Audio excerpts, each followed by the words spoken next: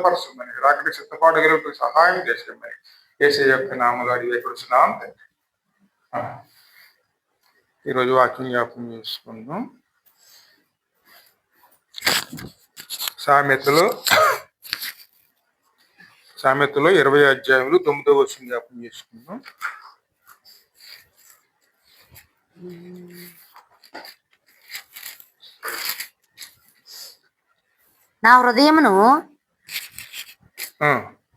నా హృదయమును శుద్ధపరచుకుని ఉన్నాను.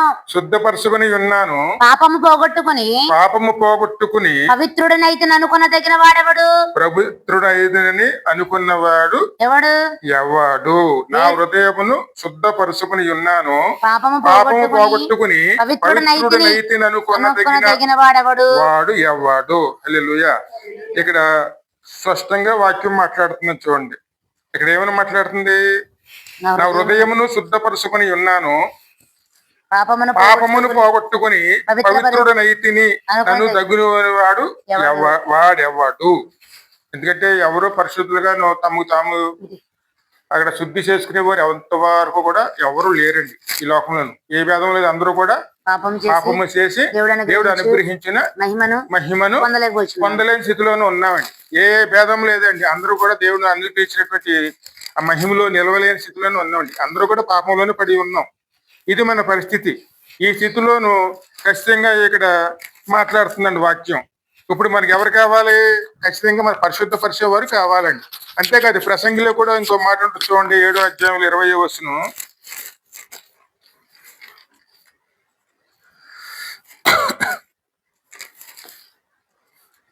పాపము చేయక మేలు చేయుచుండు నీతిమంతుడు భూమి మీద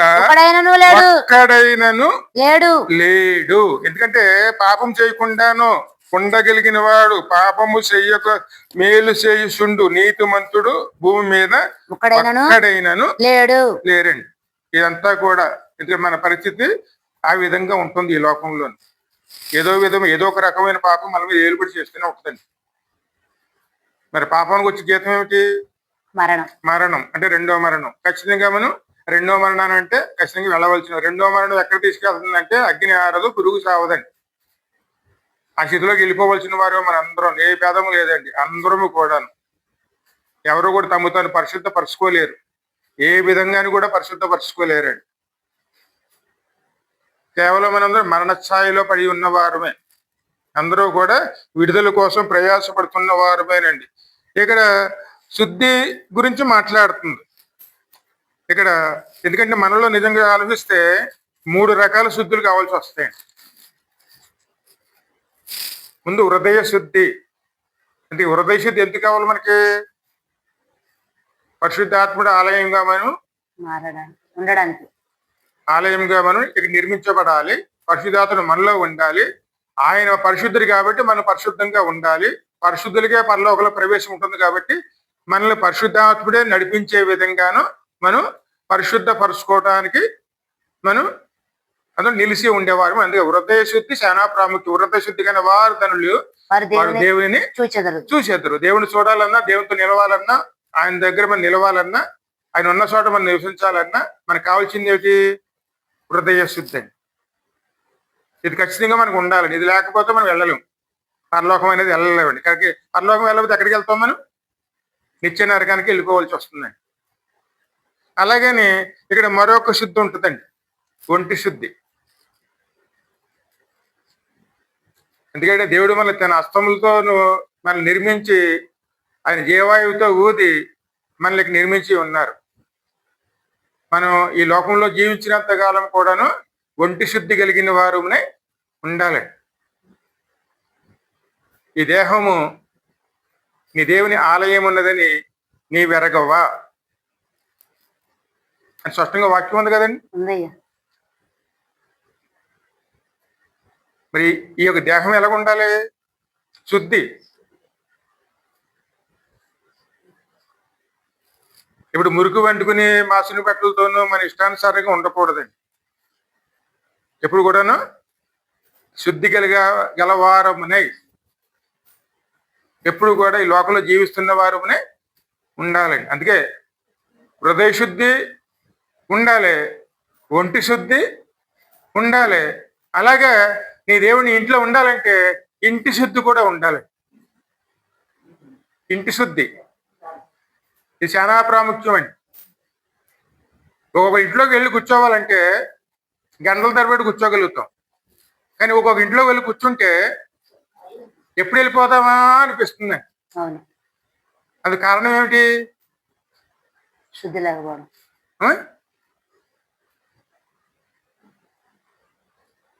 మరి ఆ స్థితికి కారణం ఏమిటి?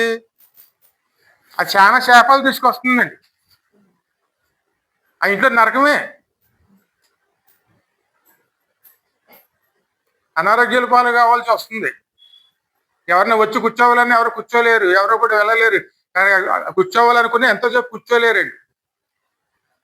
ఎప్పుడు బయటికి వెళ్ళిపోదామా అన్న స్థితిలో ఉంటారు. మరి అలాంటప్పుడు మనుషులే నిలవలేని స్థితిలో మన ఇల్లు ఉన్నప్పుడు మరి మన ఇంట్లో దేవుడు ఉండాలంటే ఎలా ఉండగలుగుతారు ఆయన?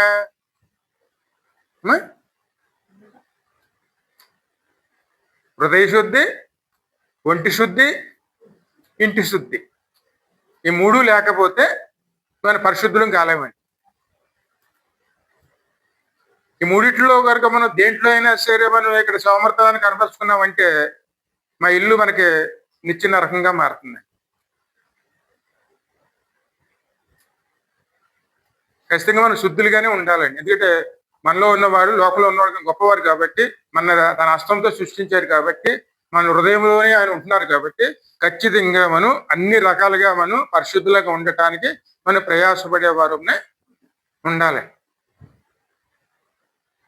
అది ఎప్పుడు కూడా మనం మర్చిపోకూడదు.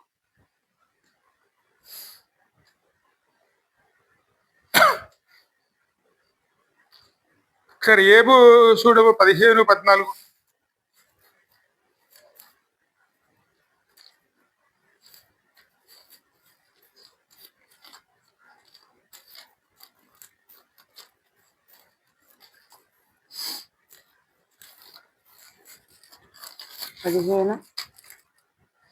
శుద్ధుడగుటకు నరుడు ఏ పాటివాడు? శుద్ధుడగుటకు నరుడు ఏ పాటివాడు?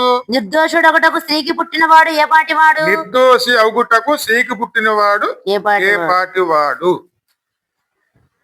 స్పష్టంగా ఇక్కడ ఏవో మాట్లాడుతున్నారు. నేను పరిశుద్ధంగా ఉండాలని కోరుకుంటున్నాను, కానీ అది మన శక్తికి మించిందండి. ఎందుకంటే మన తరం కాదు. ఎందుకంటే మనలో పాపం ఉంది. పాపం మనలో ఉండగాను శుద్ధి ఎలాగవుతుంది? చిన్న ఉదాహరణ చూడండి. ఇంట్లో చెత్త అంతా పెట్టుకుని ఇల్లు శుభ్రంగా ఉండాలంటే ఎలా ఉంటుందండి?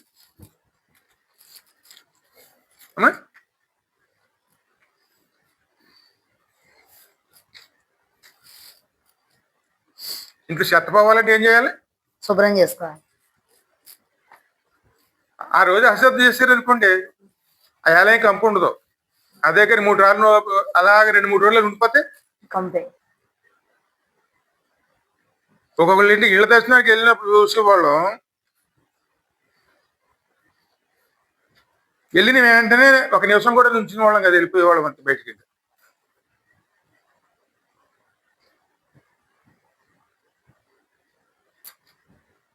అందరి ఇళ్ళకే గబాబా వెళ్ళి వస్తాం, కానీ అత్యవసరం అయితే కానీ ఆ ఇంటికి వెళ్తానికి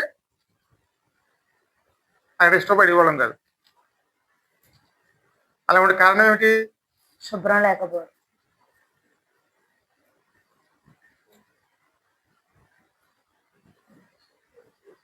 అది ఎంత దారుణాన్ని తీసుకెళ్తుందంటే ఈ రోజు జరిగిందండి. అది అలా శుద్ధి లేదు ఇంట్లోనూ, ఆ రకంగా ఉన్నప్పుడు ఎక్కడికి ఆవిడ కూడా అనారోగ్యం వస్తే అనారోగ్యంలోనూ చేసి పడిపోయింది. ఆ తర్వాత అసలే శుభ్రం ఉన్న ఇళ్ళల్లోనూ ఆడమనిసి పడిపోతే ఇక ఇల్లు ఎలా మారిపోతుంది? ఆ స్థితిలోనూ ఆయన ఉండి ఆ భోజనం చేయలేక 3 నెలలు బట్టి భోజనమే మానేశాడు. ఇవాళ చూస్తే ఎముకలకి చొక్కా తుడికి అలాకుంటుంది, అలా తయారయ్యాడు. ఇవాళ చనిపోయాడు.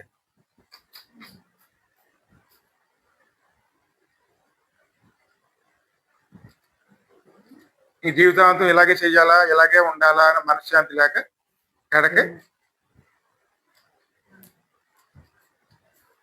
నీడు ఆ పరిస్థితి రావడానికి కారణం ఏంటి? మనమే శుద్ధి లేకపోవడం. అక్కడ మన దేవుణ్ణి అంటానికి రాదండి. మన ఇంట్లో సోమర్థనం ఉండకూడదు. ప్రార్థన ఒకటే కాదు, ఇంట్లో కూడా ఎప్పుడు శుద్ధిగా ఉండాలి. అలాగే ఒంటి శుద్ధి ఉండాలి. ఇవన్నీ ఉండాలి. ఇవన్నీ ఉండటానికి దేవుడు జ్ఞానం ఇచ్చాడు. కానీ ఆ జ్ఞానాన్ని మనం సోమర్థనంతో మనం అదొక అలవాటుగా మలుచుకున్నాం అనుకోండి, అదే శాపమే కూర్చుంటుంది. సోమరవాణి చెట్టు నేను దాటి రాగా అది ముళ్ళ పొదలు గచ్చ పొదలుతానండి. ఆ తర్వాత ఏమనుకుంటూ వస్తుంది? దారి తీసి ఉత్తి ఎముకలు కూడా ఏమి లేదు, ఇంత కండ కూడా లేదు, అన్ని బయటికి పొడుచుకొచ్చినట్టు కనపడుతున్నాయి. ఆయనకి ఏ అనారోగ్యం లేదు.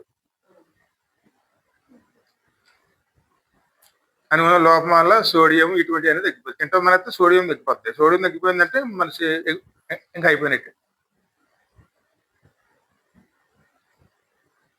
ఇంకే నోట్లోకి వెళ్ళదు.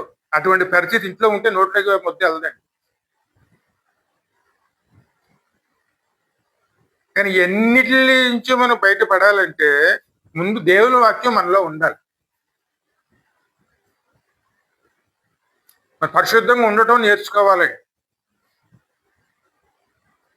మన ఇంటిని చక్కబెట్టుకోవాలి, మన హృదయాన్ని చక్కబెట్టుకోవాలి, మన ఒంటి శుభ్రంగా ఉండాలి. అన్ని విధాలుగా మనం దేవుని గణపరుచుకునే వారునే ఉండాలి. పరిశుద్ధంగా ఉండటం అంటేనే ఇల్లు శుభ్రంగా ఉండాలి, ఒళ్ళు శుభ్రంగా ఉండాలి, మన హృదయం శుభ్రంగా ఉండాలి, దేవుని ఆలయంగా ఉండాలి. దేవుని ఆలయం అంటే ఎలా ఉంటుంది?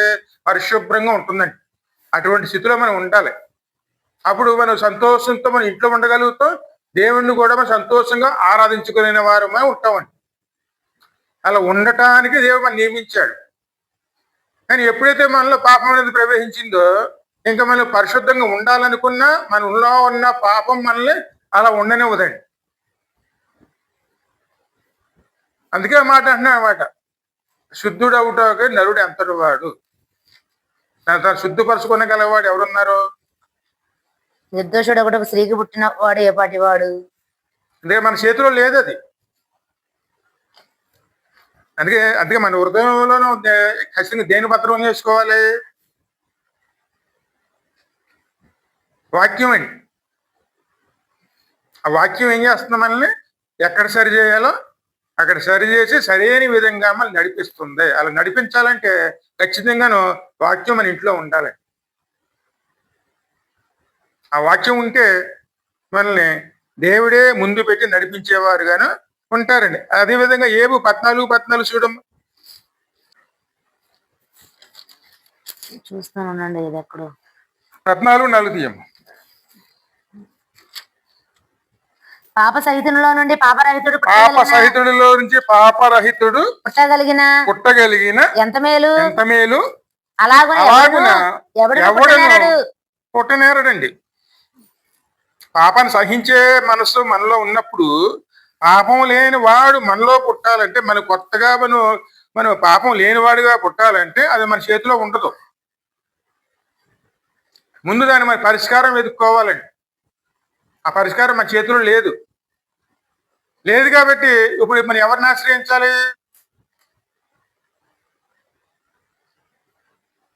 ఎంత మేలు అంటే ఈ శాపములోంచి మనం విడిపించి పెడతాం.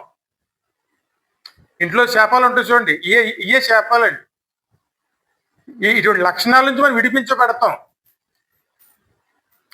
ఇంటి మీద ఏమిటి చేస్తాడు? శాప కట్ల నుంచి విడిపించబడతామండి. అలా విడిపించబడ్డామనుకోండి, అదే మనకి మేలు చేస్తుంది. కనుక మనల్ని పరిశుద్ధులుగా మార్చి దేవుని ఆలయం కింద మనం నిలబెడుతుందండి. అలా నిలబెట్టాలంటే మరి పాపం సహించే మనలోను పాపాన్ని ద్వేషించేవారు పుడితే అది ఎంత మేలు. పాపాన్ని సహిస్తున్నామా, పాపాన్ని ద్వేషిస్తున్నామా? పాపాన్ని ద్వేషించాలంటే ఖచ్చితంగా మనలో ఎవరు ఉండాలి? దేవుని వాక్యం అండి. ఆ వాక్యం మనలో ఉందనుకోండి, అది మనకి మేలు చేస్తుంది. ఇక్కడ ఇంకోసారి చూడండి, ఏసీ అన్న మాట ఉంటుంది. ఈ స్థితిలో ఉన్న మనల్ని దేవుడు అంటున్నారు 54వ అధ్యాయంలో యెషయా గ్రంథంలో 17వ వచనం.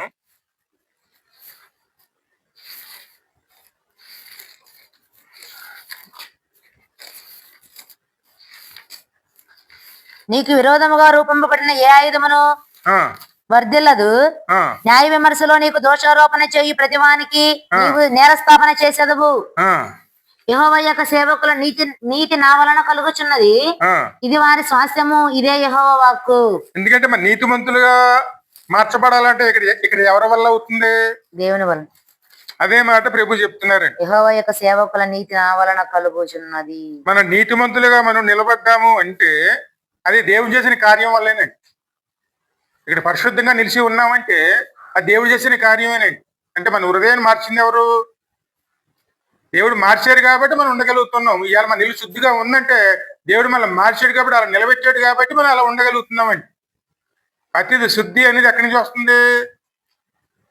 దేవుడు ఆ స్థితిలో మనం నిలిపారు కాబట్టి, మన పాపం లేకుండా మనల్ని విడిపించారు కాబట్టి ఆ స్థితిలో మనం ఉండగలుగుతున్నామండి. అది దేవుని చేతిలో మాత్రమే ఉన్నది, అది మనుషుల చేతిలో లేదండి. అందుకే మరి ఇక్కడ ఎవరి మీద ఆధారపడాలి?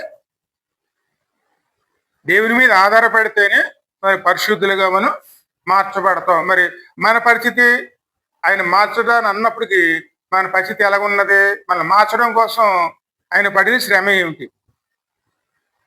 అంటే మనం అది చెప్పినంత వల్ల వెంటనే మారిపోయేవారు ఏం కాదండి. మన పాప దోషములు ఎంత ఘోరమైనగా మన మీద ఏలుబడి చేస్తున్నాయో అవన్నీ మనం ఈరోజు జ్ఞాపకం చేసుకుంటే పాపం అనేది ఎంత ఘోరంగా ఉంటుందో మనకు అర్థమవుతుందండి. అంటే నోటి మాటతో శుద్ధులైపోరండి.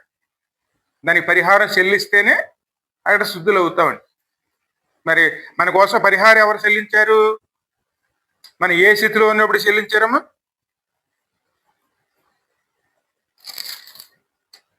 న్యాయ విమర్శలు నీకు దోషారోపణ చేయి ప్రతివానికి నీవు నేరస్థాపన చేసేదవు. ఒక నిమిషం 53వ అధ్యాయం పక్కన చూడు.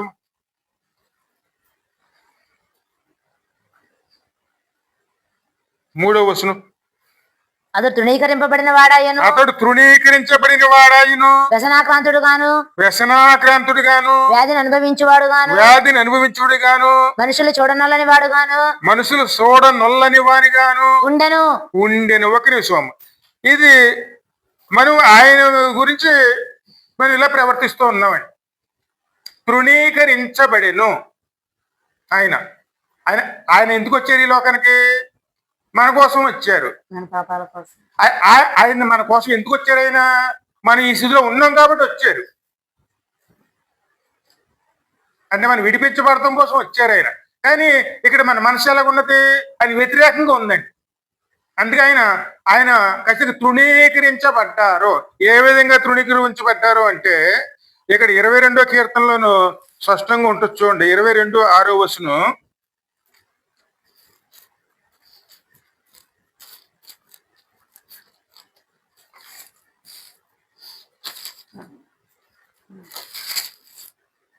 నేను నరుడును కాను, నేను పురుగును. నేను నరుడును కాను, నేను పురుగును.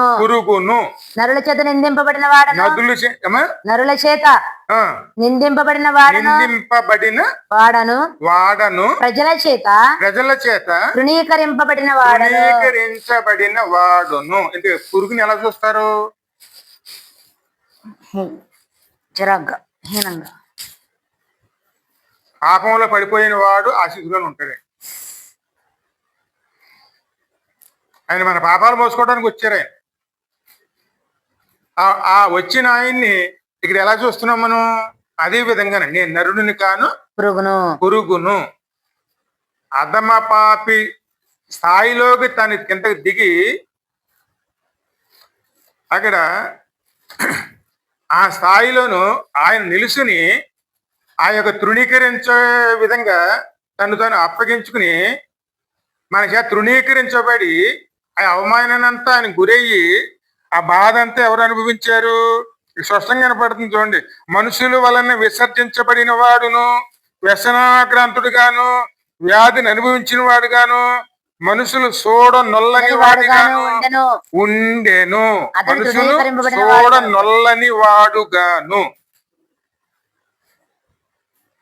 దేన్నైనా మనం చేయటానికి సిద్ధపడతాం కానీ దేవుని సన్నిధానం అయినప్పుడు మనకి ఏమొస్తుందండి? ఆ? మనలో పాపం నిలిచి ఉందంటే దేవుని సన్నిధానం మనం ఖచ్చితంగా తృణీకరిస్తామని.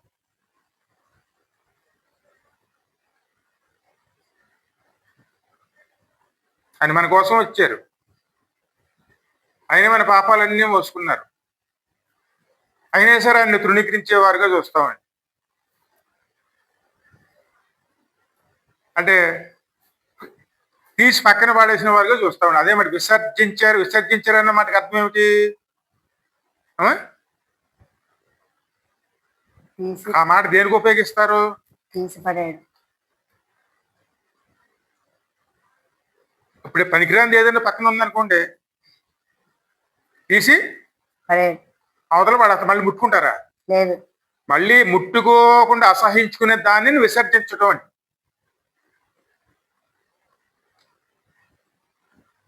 ఆ స్థాయిలో మనం ప్రభుని అవమానపరిచిన వారి కింద ఉన్నప్పుడు అవన్నీ కూడా మౌనంగా తను భరించటానికి మన కోసం పాప భారాన్ని అంత ఆ పాపం వల్ల వచ్చే జీతం అదేనండి. ఎందుకంటే పాపం మనలో ఉందంటే మనం ఇక్కడ తృణీకరించబడతామండి. పరలోక ప్రవేశం లేదు అసలు ఏమాత్రం కూడాను. అందుకే ప్రభు అన్నారు చూడండి, నువ్వు ఉంటే వెచ్చగానే ఉండి లేకపోతే చల్లగానే ఉండు. నువ్వు నిలువెచ్చగా ఉంటే నోటి నుంచి ఉమ్మి వేయబడుదువు. ఉమ్మి వేయి ఉద్దేశించున్నాను అంటే ఉమ్మి వేయబడబడి అన్నవారు ఎవరిని? పాపాన్ని ప్రేమించేవారు. అటు ఇటు కాకుండా అంటే ఎక్కువ పాపానికి ఇష్టపడి, పాపం చేయటానికే ఇష్టపడి దేవుని నీతిని వ్యతిరేకించి దేవుని నీతిని పక్కన పెట్టేసి పాపం మీద ఆధారపడి జీవించే వారినే ప్రభు ఎలాగంటున్నారండి.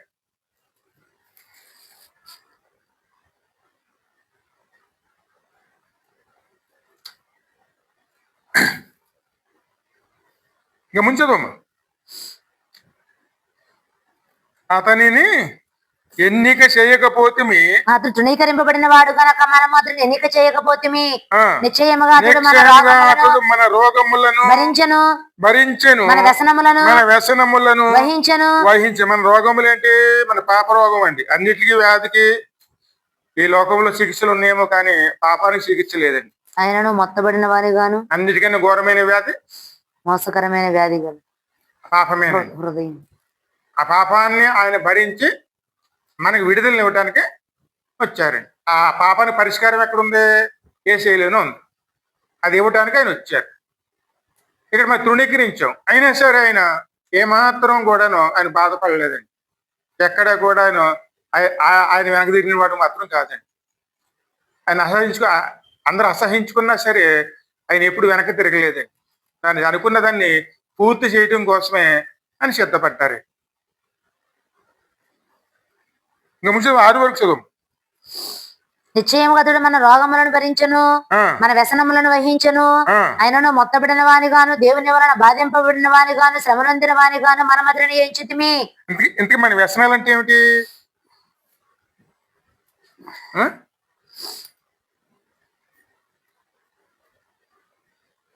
పాపంలోనే మనం నిలిచి ఉండి మన కోసం పవిత్రమైన కార్యాలు చేయటానికి ఆయన సిద్ధపడినప్పుడు ఆయన కార్యాల్లో మనం ప్రవేశించుకుంటాను. ఆయన చేసే కార్యాల్లో మనం ఎంత మాత్రం కూడాను మన పాత్ర లేకుండాను ఆయన పక్కన పెట్టేసి ఆ వ్యసనాల మీద మనం ఆధారపడి జీవిస్తున్నప్పుడు ఆ వ్యసనాలను కూడా ఆయన సహించుకుంటూ మన కోసం తండ్రి వారు ఏమి చేస్తున్నారో వారు ఎరగరు కనుక వారిని క్షమించు అని చెప్పి ఆయన తను తగ్గించుకుని మనం రక్షించుకోవటం కోసం అవన్నీ మౌనంగా ఎవరు భరించారండి? అన్ని ఆయనే భరిస్తూ ఎడక అంటున్నారు చూడండి, ఆయనను మొత్తబడిన వారిగాను దేవుని వలన బాధింపబడిన వారిగాను శ్రమనొందిన వారిగాను మనం అతనిని ఎంచితిమి. మన అతిక్రమములను బట్టి గాయపరచబడిన మన దోషములను బట్టి నలగగొట్టబడెను. పాపము అనేది ఎటువంటి విధంగా మరణం తీసుకొస్తుందో చూడండి. అంటే యేసయ్య శరీరం అంతా ఏమైంది? పాపం అనేది మనలో ఇసుమంత కూడా ఉండకూడదండి. అందుకోసం అక్కడ బలి కింద ఆయన వచ్చారు. బలి అంటే ప్రాణం పెట్టాలి. ఈ ప్రాణం ఇందులో ఉంటుంది, రక్తంలో ఉంటుంది. ఎందుకంటే మనిషి ఎప్పుడు నిలువెల్లా కూడాను విషం విషపామేనండి.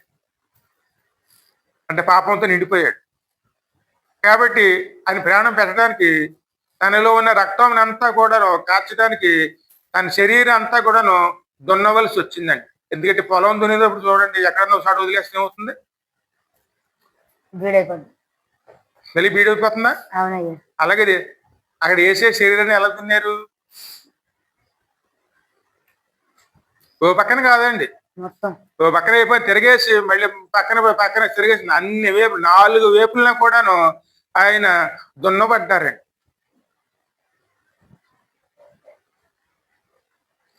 ఎక్కడ రక్త సుక్క లేకుండా పూర్తిగా కార్చి సమాప్తమైనది అని అని చెప్పి ఆయన తృప్తి నొందెను. అంతా కూడా పని పూర్తి చేసిన తర్వాతే ఆయన నా పని వచ్చిన పని పూర్తయిందని చెప్పి ఆయన తన ప్రాణాన్ని అని ఇడిచారండి. ఇవన్నీ ఎవరు చేశారు? మరి ఎన్ని చెయ్యాలంటే ఇక్కడ మన వల్ల అవుతుందా? పాపం అయితే చేయగలుగుతున్నాం, కానీ పరిష్కారం ఇదేనండి. యేసయ్య ఇక్కడ ఎలా అనుభవించారో అలా అనుభవించినటువంటి మరణాన్ని మనం ధరిస్తేనే మనకు పాపానికి విడుదల. మరి ఈ పాపాన్ని భరించడానికి ఎవరు సిద్ధంగా ఉన్నారండి?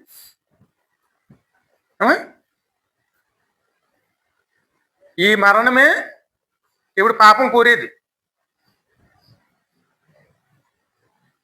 ఎందుకంటే పురుగు స్థాయిలోకి దిగజారిపోయిన మనము హీనమైన మరణం పొందితేనే కానీ పరిష్కారం రాదండి. అందుకే యేసుప్రభు వారు ఎటువంటి మరణాన్ని పొందుకున్నారు?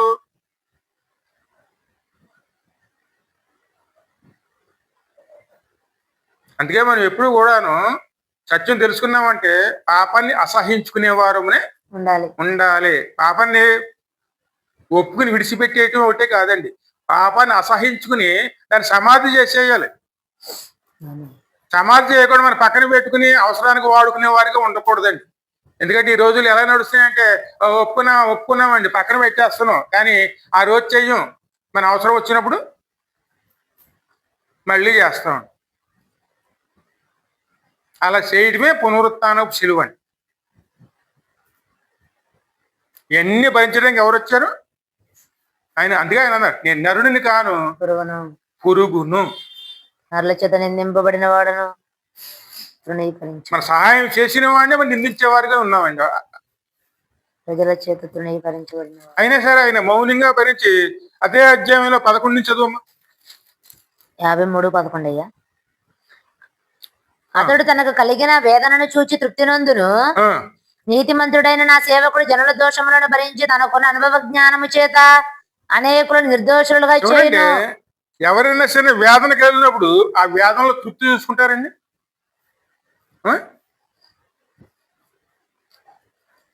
కొత్త నిలువెల్ల గాయపరచబడ్డారు, రక్తమంతా కారింది, ఎడకి శరీరం అంతా దున్నపడింది.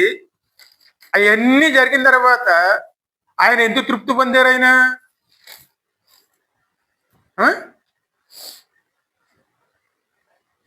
మన పాపానికి పరిష్కారం అని చూపించగలిగి మనకు విడిపించారు కాబట్టి, తను వచ్చిన పనిని పూర్తి చేసుకున్నారు కాబట్టి ఆయన అక్కడ తృప్తి నొందెను. తృప్తి నొంది తన అనుభవ జ్ఞానము చేత తనకు కలిగిన వేదన చేత తృప్తి నొందెను.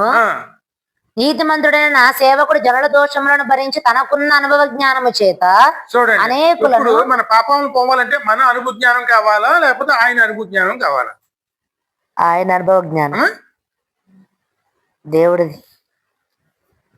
ఆయన అనుభవ జ్ఞానాన్ని మనం ఇక్కడ జ్ఞాపకం చేసుకోవాలా, లేకపోతే మనం మన అనుభవ జ్ఞానంతో ముందుకెళ్ళాలా? అందుకే సిలువ జ్ఞానం అనుకుంటాం మనం. మరి సిలువ జ్ఞానంలోనూ ఇక్కడ ఎవరు అనుభవ జ్ఞానాన్ని జ్ఞాపకం చేసుకోవాలి? దేవుడికి. దేవుడు అనుభవ జ్ఞానం ఆయన బలిపీఠం దగ్గర మనం జ్ఞాపకం చేసుకోవాలండి. అవును. మా కోసం నలిగేవా, మా కోసం నటించావా, మా కోసం దున్నబడ్డావా, మా కోసం ఈ కార్యాలన్నీ చేసావా, మేము అనుభవించవచ్చు నువ్వు అనుభవించావు అని మన పశ్చాత్తాపంతో మన పాపములు అక్కడే సమాధి చేసి మనం కొత్తగా జీవించడానికి ప్రభు దగ్గర కొత్త నిబంధన చేసుకునే వారమునే మనం ఉండాలండి. అందుకే ఆయనకున్న అనుభవ జ్ఞానము చేత చదవమ్మా. కావున అనేకులు నిర్దోషులుగా చేయను, అనేక నిర్దోషులుగా చెయ్యను. కావున గొప్పవారితో నేను అతనికి పాలు పంచి పెట్టేదను. అంతకన్నా గొప్పవారు ఎవరున్నారు? ఈ లోకం నిజంగా గొప్పవారు ఎవరున్నారు? ఎవరు లేరు, దేవుడే. అందుకే అన్ని నామముల కన్నా పైనామం, హెచ్చైన నామం. పాపానికి పరిష్కారం చూపించి పాపం కోసం తన ప్రాణాన్ని బలిపెట్టిన వారు ఈ లోకంలో ఆయన ఒక్కరేనే. ఏ దేవుడైనా చూడండి, పాపాన్ని పరిహరించామంటారు. పాపాన్ని ఎలా పరిహరించామంటారు వాళ్ళు? పాపం చేసిన వాడిని శిక్షించామంటారు. మరి ఈయన శిక్షించడానికి వచ్చారా, రక్షించడానికి వచ్చారా?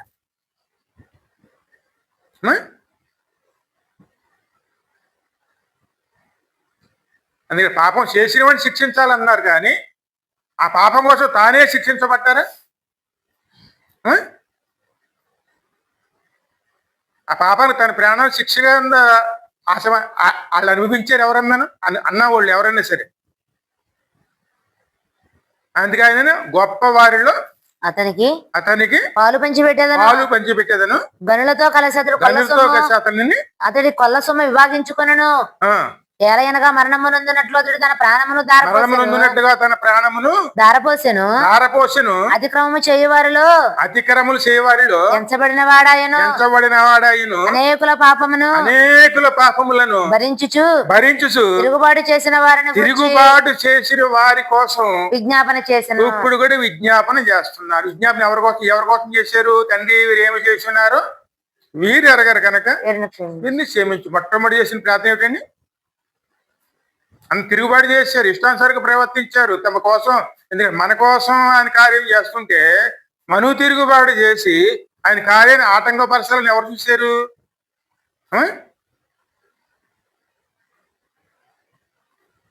ఇక్కడ ఒక విషయం చూడండి, సాతాను ప్రయోగం ఎలాగుంటుందంటే మన ఏలుతో మన కంటినే పొడుస్తాడు. ఇప్పుడు ఆయన ఇక్కడ ఆ సమయంలో మరణించడానికి, శిలువ మరణంగా పొందడానికి ఆయన ఎంచుకున్న మార్గం ఈ మార్గంలోనే. ఎందుకంటే మన పాపాలు అన్ని కూడా పరిష్కరించడానికి పాప పరిష్కారం చేస్తుంటే ఇక్కడ అందులో పాల్గొని తీసుకుని అలా అవటానికి కారణమైన వాళ్ళు ఎవరు?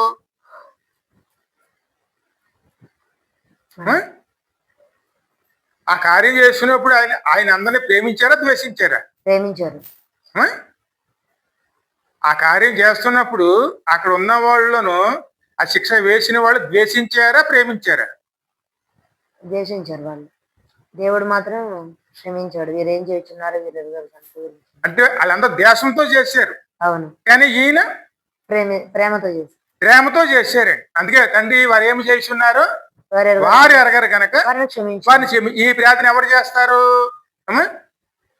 దేవుని బిడ్డలు. ఈ ప్రార్థన, ఈ క్షమాపణ ఇచ్చేది తండ్రి మాత్రం చేయగలరండి. పిల్లలు తెలియక చేశారు అన్నమాట ఎవరి నోట్లోంచి వస్తుంది?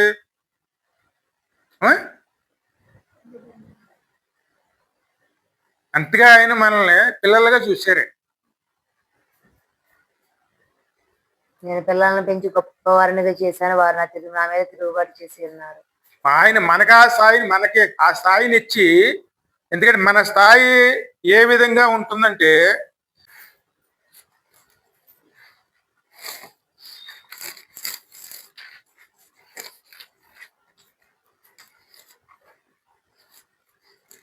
అర్థం పురుగు వంటి యాకోబు స్వల్ప జనమైన ఇశ్రాయేలు భయపడకుడి. మన దేవుడు మళ్ళీ ఎంచుకున్నాడంటే ఇక్కడ మన యోగ్యులు అండి.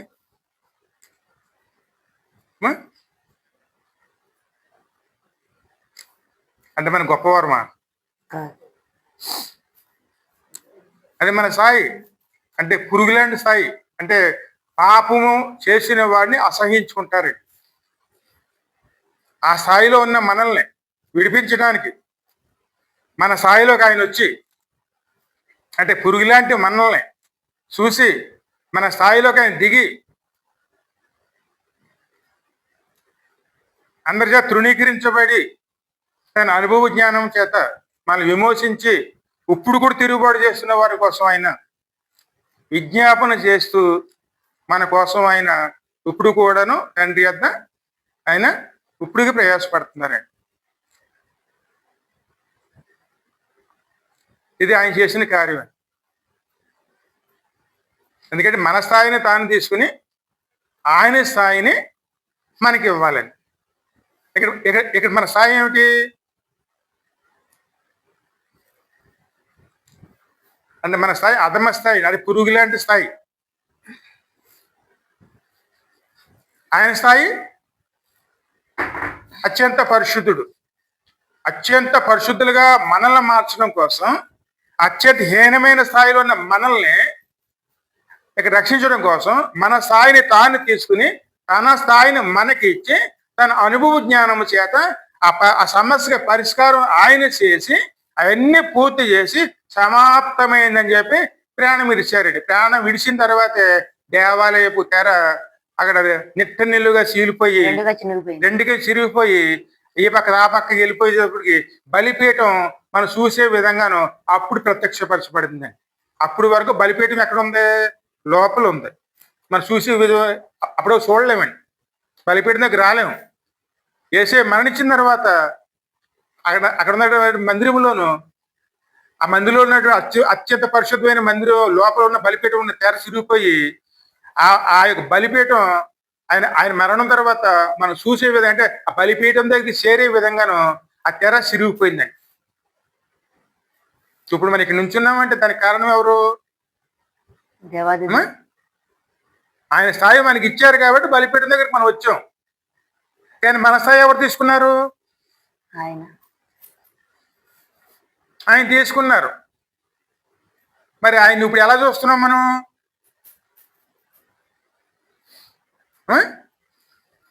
ఆయన స్థాయిని మనవి తీసుకుని ఆయన పరిశుద్ధం అనుకుంటున్నాం. మరి మన స్థాయికి తీసుకుని ఆయన ఎలా చూస్తున్నాం?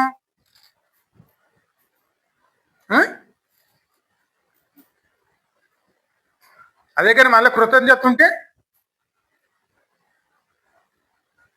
ఆయన శిలువ జ్ఞాపకం చేసుకుంటూ ఆయన కార్యాలు జ్ఞాపకం చేసుకుంటూ మనకి ఇచ్చిన ధన్యతను బట్టి ఆయన కృతజ్ఞత తెలియజేసుకుంటూ నిత్యము కూడా ఆయన ఆరాధించేవారు కింద మనం చేసుకుంటూ ఉండేవారు. అది ఎప్పుడు మర్చిపోకూడదండి. ఆయన ఎందుకంటే మన కృతజ్ఞతలుగా మనం ఉండాలి. ఎందుకంటే ఏడు చేసిన కార్యం సామాన్య కార్యం కాదండి. పాపం వల్ల వచ్చే జీతము మరణం. ఆ మరణం ఎటువంటిది? హీనమైన మరణం అండి. ఎందుకంటే ఒక పురుగుని కనుక చూడండి, చెప్పుకాలతో తొక్కి వేస్తే అక్కడ ఎలా తొక్కుతారండి? ఇప్పుడు నలిపి పడేస్తారు. అటువంటి మరణం ఆయన పొందుకున్నారండి.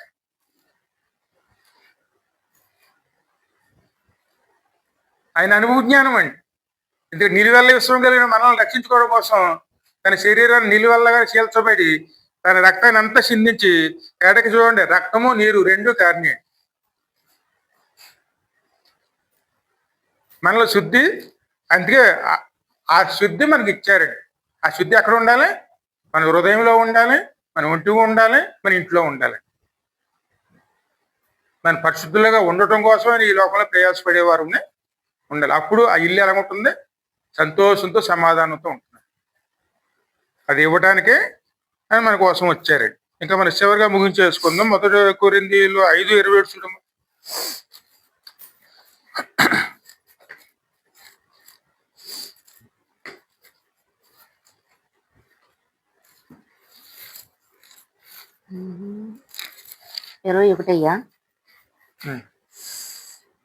విలువ పెట్టి కొనబడిన వారు కనుక మీ దేహముతో దేవుని మహిమపరచుడి. 20 2 కొరింథీయులు చూడు.